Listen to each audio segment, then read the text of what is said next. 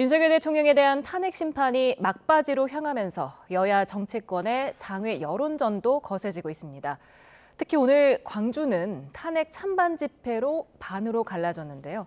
김기흥 국민의힘 대변인, 차재원 부산 가톨릭대 특임 교수 두 분과 함께 전국 이슈 정리해 보겠습니다. 어서 오세요. 안녕하세요. 안녕하세요.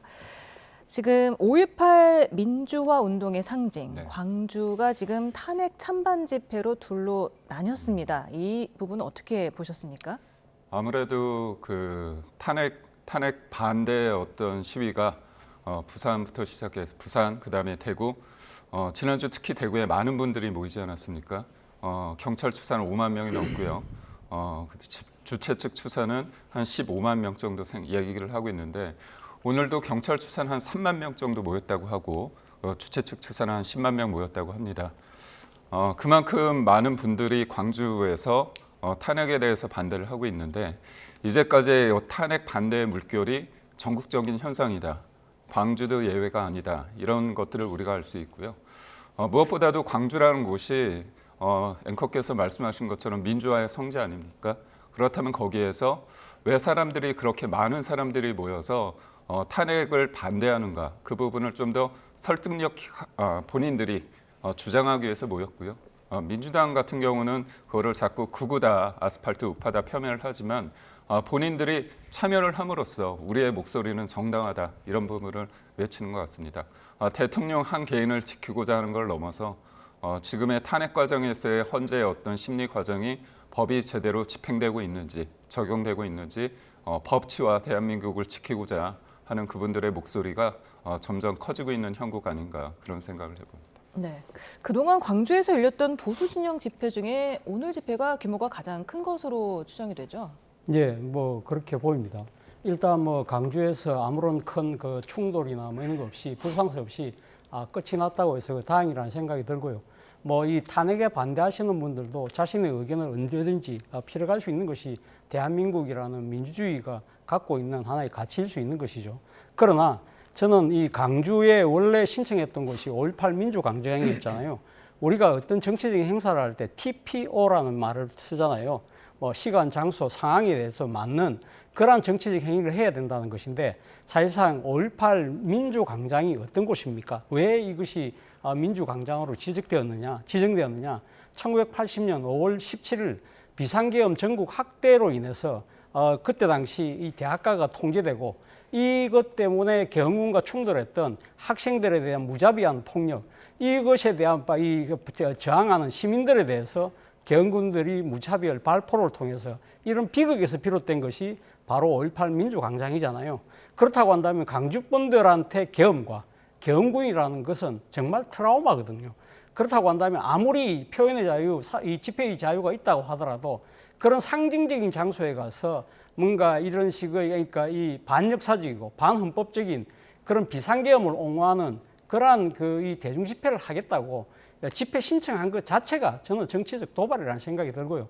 이런 부분들이 과연 윤 대통령이 이야기하는 통합하고 이것이 과연 부합되는 행위인가? 이런 부분들에 대해서는 아마 오늘 이 상황을 지켜보고 있는 절대 다수의 국민들은 나름대로 이 기준과 생각을 갖고 다 판단하리라는 생각이 듭니다. 네, 지금 민주광장 말씀해 주셨는데 오늘 집회가 있었던 광주 금남로도 사실은 계엄군의 총칼에 시민들이 쓰러져 간 곳이 아니겠습니까? 네. 맞습니다. 지금 화면에 보시는 것처럼 왼쪽이 이제 탄핵 반대, 오른쪽이 탄핵 찬성 집회인데요. 화면을 봐도 탄핵 반대 분들이 많다는 걸 우리가 쉽게 알 수 있습니다. 왜 많은 분들이 그렇게 모였을까요? 저는 이제 윤석열 대통령의 비상계엄이 곧 내란이라는 민주당의 어떤 등식, 이 부분에 대해서 국민들은 동의하지 않는다고 생각합니다.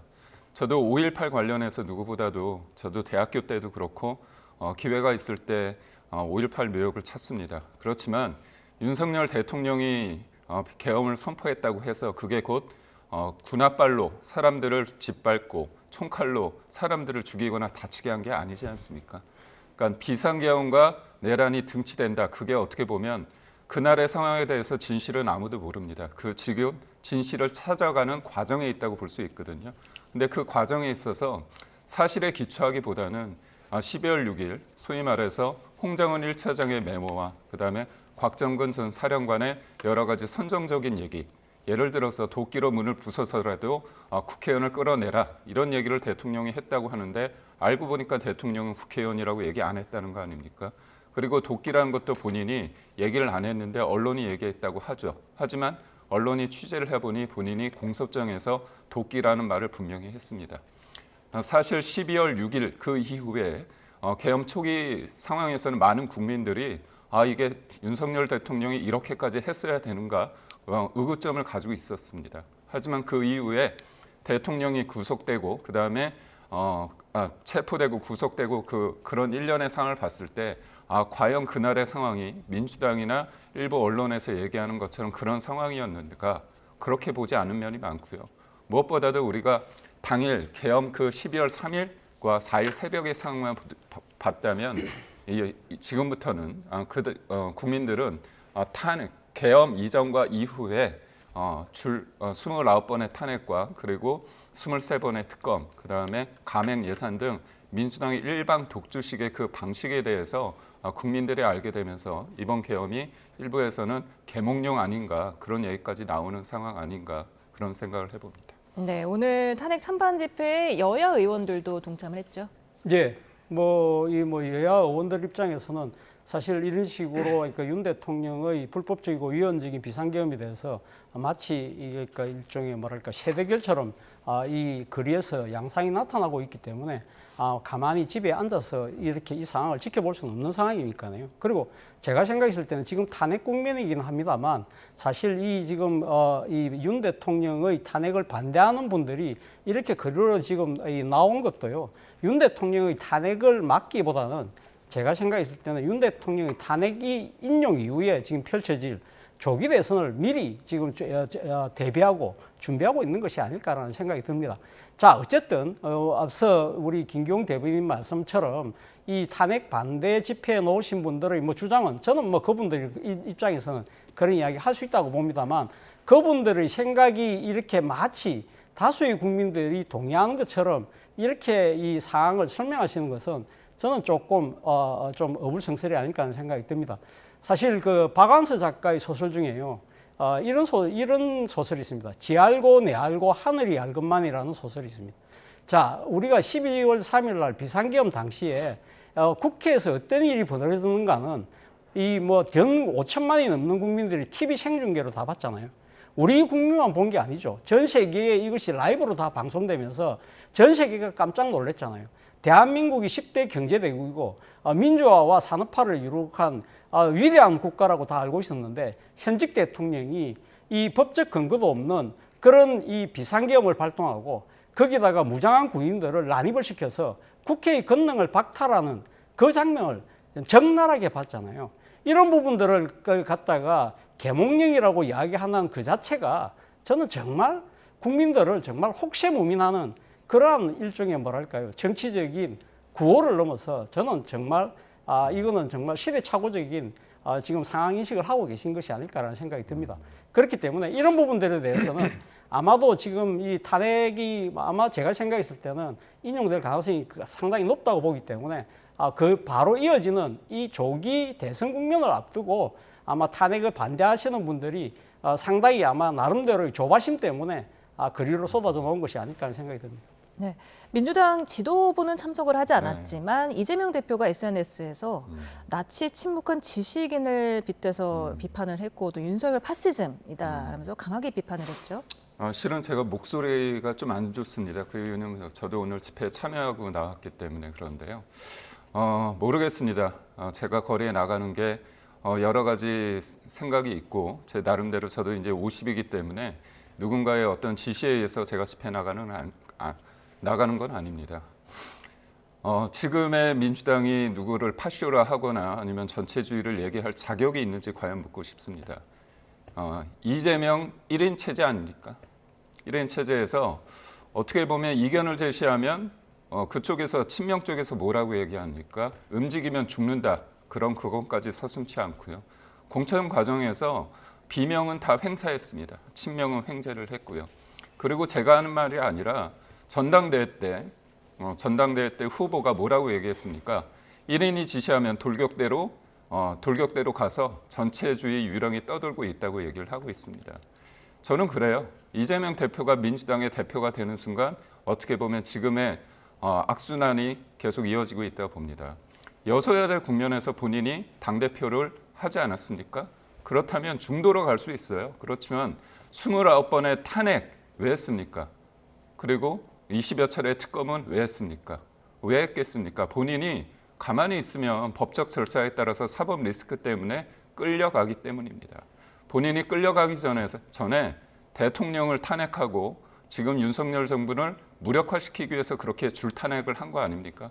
왜 했겠습니까? 탄핵을 하면 조기 대선이 이루어지기 때문입니다.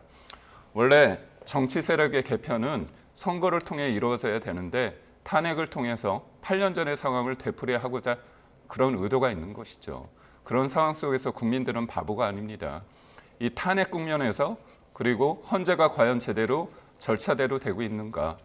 이재명의 어떤 법정 시계는 느리게 가는데 윤석열 정부에 대한 탄핵 시기는 너무 빨리 가지 않습니까? 지금의 민주당 대통령 탄핵 이후에 어떻게 했습니까? 한덕수 권한대행마저 탄핵하고요. 지금의 대행의 대행마저 언제든지 탄핵할 수 있다고 합니다. 이 나쁜 민주당의 버릇없는 줄탄핵 누가 묵인하고 있습니까? 헌재가 151석인지 200석인지 그 결론을 내리지 않고 있기 때문에 언제든지 151석으로 탄핵시킬 수 있다고 민주당이 오만하게 판단하고 있는 거 아닙니까? 그렇기 때문에 저는 5.18의 그런 아픔에 대해서 알고 있습니다. 그렇지만 지금의 586 세력이 민주당이 5.18의 그 아픔을 본인들의 정치적 자산을 통해서 본인의 배지를 달고 본인이 또 국회의원이 되거나 아니면 시장이 되는 걸 통해서 언제까지 5.18의 아픔을 통해서 정치를 계속 유지할 것인가. 저 5.18 세력, 민주당이 반성을 해야 된다고 봅니다. 네, 지금 뭐 오늘 광주뿐만 아니라 서울 광화문 일대를 비롯해서 곳곳에서 탄핵 찬반 집회가 있지 않았습니까? 지난 대구 집회에 5만 명 넘게 모이고 나서 야권이 좀 긴장하는 모습입니다. 주말 집회에 당직자 총동원하고 뭐 제야 세력과 연대를 본격화하는 모습인데 이 부분은 어떻게 보셨습니까? 앞서도 뭐 말씀드린 것처럼 일종의 뭐랄까요, 이렇게 지금 대통령 탄핵을 둘러싸고 일종의 거리에서 세대결이 벌어지고 있는 양상인데 이 지금 탄핵을 반대하는 측의 입장에서는 아마 이 대통령 탄핵이 인용될 가능성이 거의 높다. 그렇다고 한다면 바로 이어지는 대선에서 그럼 우리가 패배가 기정사실화되는 수밖에 없는 거 아니냐. 그렇다고 한다면 이러한 이 지금 조기 대선에서의 패배를 어떤 식으로든 막아보자. 그런 절박감들이 저는 사실 이 탄핵을 반대하시는 분들을 길거리로 내민 그런 가장 큰 동인이 아닐까 하는 생각이 듭니다. 이에 반해서 탄핵을 찬성하는 입장에 계신 분들 같은 경우는 어렵게 탄핵이 이루어졌습니다만 그럼에도 불구하고 이 지금 탄핵 심판 과정에서 이 지금 드러나고 있는 윤석열 대통령의 이런 그날 당시 그리고 그 전후에 이 드러나고 있는 이 위헌적이고 불법적인 행위들이 명명백백하게 다 드러나고 있는 만큼 탄핵은 뭐 이루어질 수밖에 없을 것이고 이렇게 된다고 한다면 그 다음 이어지는 대선도 무난하게 아마 이 지금 이 탄핵을 계엄을 주도했던 세력들을 아마 축출하는 그런 결과를 가져올 것이라는 생각 때문에 나름대로는 상당히 좀 뭐랄까요, 이 상황 자체를 낙관하고 계셨던 것이 아닐까 하는 생각이 듭니다. 그런데 뭐 나름대로 이 지금 절박감을 가지신 분들이 길거리에 새를 더 많이 가시하는 것처럼 보이니까 민주당 입장에서는 이거 그냥 이렇게 자시했다가는 안 되겠다는 생각을 아마 뒤늦게 한 것 같아요. 그렇기 때문에 동원령을 내리고 하는 겁니다만 문제는 그겁니다. 일반 지금 다수의 침묵하는 국민들은 이 상황 자체를 상당히 냉철하게 바라보고 있는 것이거든요. 앞서 말씀하신 것처럼 뭐 지금 탄핵 심판 과정에서 이 윤 대통령의 이 계엄 자체가 사실 뭐 이것이 야당의 입법 독주, 뭐 국회 독재 뭐라는 표현에서 이야기는 합니다만 그런 데서 불가피하게 이루어졌다고 지금 다수의 국민들은 그렇게 보고 있지 않거든요. 뭐 물론 이 나오는 정인들이 구체적인 부분에서 말이 약간 바뀐 부분이 있지만 전반적으로 봤을 때는 윤 대통령이 이 무장한 군인들을 통해서 국회를 장악하고 더 나아가서는 선관위까지 본인이 군대를 보냈다는 것을 인정을 하지 않았습니까? 그리고 국회의원을 끌어내라는 부분들은 이 당시 이 현장을 지휘했던 사령관이 켜놓은 마이크를 통해서 부하들이 다 들었다는 이야기가 다 지금 나와 있는 것이고요.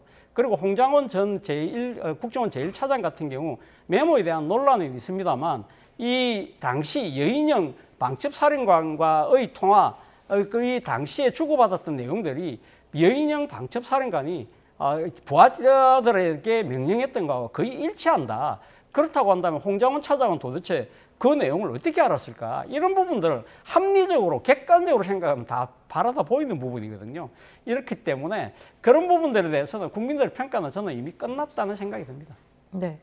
어제 나온 갤럽 여론조사를 보면요. 윤 대통령 탄핵 찬성 여론이 여전히 높습니다만 지금 반대가 지난주보다 2%포인트 상승을 했고 좀 격차가 조금은 줄어드는 것 같은데 여론전이 영향력을 발휘하고 있다고 보십니까? 여론전이란 표현에 대해서는 저는 잘 모르겠습니다. 다만 국민들이 좀 냉정하게 이 사안을 바라보고 있다고 봅니다.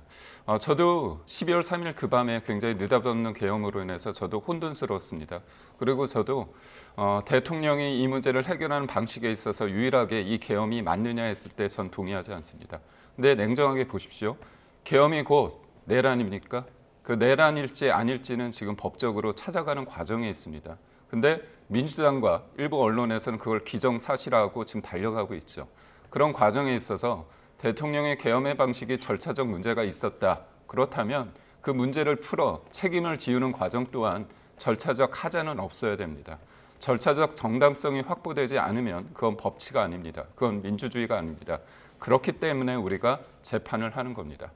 재판을 하는 과정에서요. 검찰 조사 단계에서 이루어졌던 그 진술들이 예를 들어서 12월 달에는 일종의 광풍이었습니다.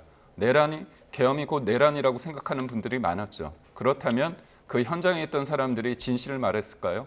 지금 민주당에서 특정 인물에 대해서 이른바 회유를 했다고 얘기하면서 했던 얘기가 뭡니까? 이미 대사가 기울었다. 이런 말을 해라. 그런 얘기도 했다고 그런 거 아닙니까? 그렇다면 검찰 조사 단계에서 말했던 진술과 선서를 통해서 법정에서 이루어진 진술 사이에서 어디에 무게를 더 둘 것인가에 대한 것들은 국민들이 판단할 수 있다고 봅니다. 저는 헌재의 결정에 대해서 존중합니다. 다만 헌재의 결정이 한쪽으로 치우치거나 아니면 헌법과 법률에 기초하지 않은 법 적용이 있다면 그거는 이견을 제시하는 게 국민들의 당연한 권리라고 생각합니다. 그걸 폭도라고 매도할 수 없고요. 그건 민주주의로서의 당연한 어떤 과정이라고 봅니다. 헌재는 최고의 결정 과정이 있는 만큼 대통령도 탄핵할 수 있고요. 그다음에 정당도 해산할 수 있습니다. 국회의원들이 만든 법률까지도 무력화시킬 수 있습니다. 그런 만큼 그만한 권한을 가진 헌재가 제대로 어떤 일을 할 수 있다면 국민들은 바보가 아닙니다. 제대로 법 적용을 헌법과 법률에 기초해서 하는지 아니면 무한한 재량이란 이름 하에 본인들의 어떤 지휘 감독이란 권한을 무한히 확정시킬 수 있는지에 대한 근본적인 질문을 할 수밖에 없는 게 지금의 헌재의 모습이라고 생각합니다. 네, 지금 차기 대선 시 정권을 유지해야 한다는 네. 답변이 40%, 아니다 교체해야 한다는 답변은 51%로 꽤 격차가 납니다. 네. 그런데 지금 탄핵 찬성 찬반과 또 이런 걸 보면은 네. 정당 지지도는 또 한 달째 오차 범위 내 박빙이에요. 네. 이런 것들이 민주당으로 지지가 이어지지 않고 있네요. 그렇죠. 사실 정권 교체를 원하시는 분들의 포션을 따져봤을 때 가장 큰 포션을 차지하는 분들은 아무래도 민주당 지지층들이겠죠. 이번에 그러니까 윤 대통령의 유연적인 이 계엄으로 인해서 국가가 지금 전망의 위기에 빠졌기 때문에 지금 현재의 집권 세력은 당장이 바꿔야 된다고 생각하는 사람들이 아마 절대 다수를 차지하고 있을 거예요. 그런데 문제는 이 민주당을 지지하진 않지만 그러나 이 12월 3일 비상계엄을 통해서 국정을 이런 식으로 독단적으로 운영하는 현 집권 세력은 도저히 더 이상 정부 여당으로 있어서는 안 된다고 생각하는 사람들도 꽤 있다는 거예요. 그런데 문제는 그분들의 입장에서는 지금 당장 민주당이나 이재명 대표가 수권 대안의 모습을 보여주지 못하고 있다. 그렇기 때문에 또 다른 대안이 없을까를 생각을 한다든지 아니면 좀 더 민주당과 이재명 대표의 변화와 혁신을 좀 더 기대하는 차원에서 지켜보는 그러한 이 모습을 보이고 있지 않나 하는 생각이 듭니다.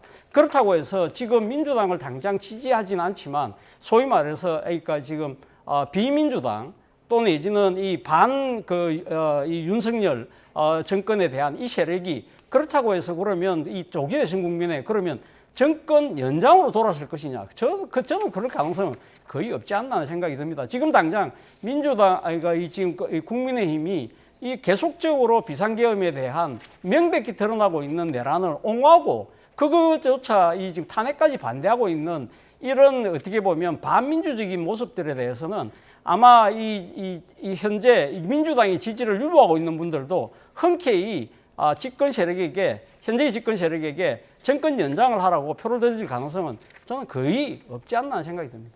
네. 지금 민주당은 명태균 특검법으로 여당 공세 수위를 끌어올리고 지지층 결집을 시도하고 있는데요. 명태균 씨 변호의 입장과 여야 반응 먼저 듣고 나서 얘기 이어가도록 하겠습니다. 육성 녹음 자체는 공개된 적이 없지 않습니까? 명태균 게이트보다 더 큰 폭발력이 아마 있을 겁니다. 정당 정치를 부정하는 정치 탄압입니다. 여당의 목숨줄을 노리는 자객 특검입니다. 명태균 게이트를 막으려고 장님무사 윤석열이 비상계엄을 선포한 것이라면 분명 주술사 김건희가 개입되어 있지 않겠습니까? 네, 지금 대통령 부부의 네. 육성 녹음이 있다는 건데 특검이 통과되면 명태균 게이트보다 더 폭발력이 클 거다 이렇게 주장하고 있는데 실제로는 어떻겠습니까? 저는 허장성세라고 단호합니다. 왜냐하면 특검이 아니라도 녹취록 공개하시면 됩니다. 특검 아니라도 할 수 있는 거 아닙니까? 그거 지금 그 녹취록이 교도소에 구치소에 있는 게 아니잖아요. 외부에 있는 거 아닙니까? 공개하십시오. 제가 볼 때 민주당이 지금 굉장히 우클릭하고 이재명 대표가 뭐 국민을 위해서 한다고 하지만 본인이 대통령 하고 싶어서 이것저것 다 던지고 있습니다. 근데 민생을 얘기하니까 국민들이 믿지 않아요. 본인도 우클릭하겠다고 했지만 할 수 있는 게 없지 않습니까? 반도체 특별법 관련해서 한다고 했는데 52시간 예외 못하는 거 아닙니까? 결국 그러다 보니까 본인들이 잘할 수 있는 게 뭡니까? 손에 잡히는 건 특검과 탄핵과 고발, 고소, 남발입니다. 그러다 보니까 약한 고리라고 할 수 있는 김건희 여사를 또 물고 늘어지는 겁니다. 떳떳하면 공개하십시오. 그래서 저는 죄가 있는 사람은 책임지면 되는데 지금 이 상황이 있어서 지금 여러 가지 혼란 속에서 다시 한다는 게 특검입니까? 하십시오. 그렇지만 국민들이 그에 대해서 제대로 볼지는 저는 의문입니다. 지금 민주당이 윤 대통령이 명태균의 황금폰으로 인해서 계엄을 하게 됐다 이런 주장을 하는 거 아니겠습니까? 네. 특히 지난 8차 변론에서 김봉식 전 서울경찰청장이 윤 대통령이 비상계엄을 선포한 이유로 개인적인 가정사를 꼽았어요. 예. 뭐 어느 정도 상당히 뭐 좀 이 뭐랄까요, 제가 들으면서 좀 공감이 가더라고요. 아, 그럴 수 있겠구나 생각을 했습니다. 아시겠지만 지난해 10월 말이었죠. 그 당시 민주당이 명태균 씨와 윤 대통령과의 그 통화가 담긴 녹취록을 공개를 하면서 사실 윤 대통령이 상당히 정치적 공경에 빠졌잖아요. 기억하시겠지만 이 오랫동안 이 기자들과의 기자회견 자체를 아예 안 해왔던 윤 대통령이 순방을 앞두고 할 수 없이 이 대국민 사과 기자회견까지 했습니다. 그런데 문제는 그 사과 기자회견에서 이 현장에 있던 기자가 도대체 뭘 사과하는지, 누구를 대상으로 사과하는지 모르겠다.